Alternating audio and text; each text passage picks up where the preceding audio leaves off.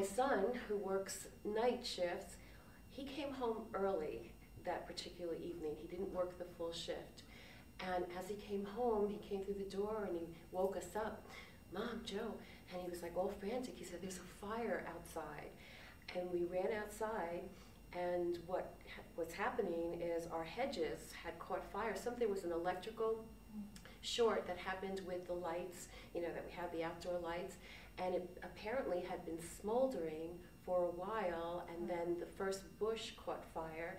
And if he had not come home at that time, all of the bushes, which was a direct line up to the den, and we live in a wood frame house, would have caught fire. And gosh, I can't tell you what another miracle that was. So again, miracles always happen. And my final love miracle that I'd like to share is that it was towards the beginning of 2008 that my son called me. I was on a business trip, and he said, Mom, I really need to talk to you. When are you coming home? And I said, well, you know, not for a couple of weeks. And I said, but what is it that you want to share? And he said, well, it's something that you've always wanted. And I said, oh, you're going to marry a Lenny? Because this was a girl that he happened to be going with for several years that I really liked, and they had just broken up. And he said, no, it's the second thing that you want. And I'm like, what? And he said, you're going to be a grandmother. And I'm like, with who? And it happened to have been a friend, so it wasn't really a love relationship, but it's something that happened. And at first, of course, I was very concerned, and, you know, because you, of course, want happiness with your children, and, you know, you want everything to work appropriately, and he was blatantly telling me that it was not going to be a love match. And I realized that this child chose to be born to his parents and to me as his grandmother. In fact, I consider myself Yaya.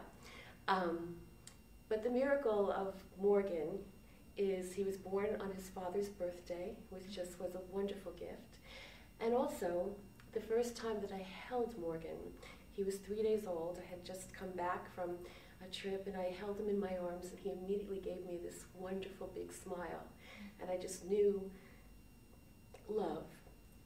And sorry. And he's now 2 months old. And when he was about 6 weeks, is this okay? Yeah, when he was about 6 weeks, my son brought him over. I see him all the time. He doesn't live that far.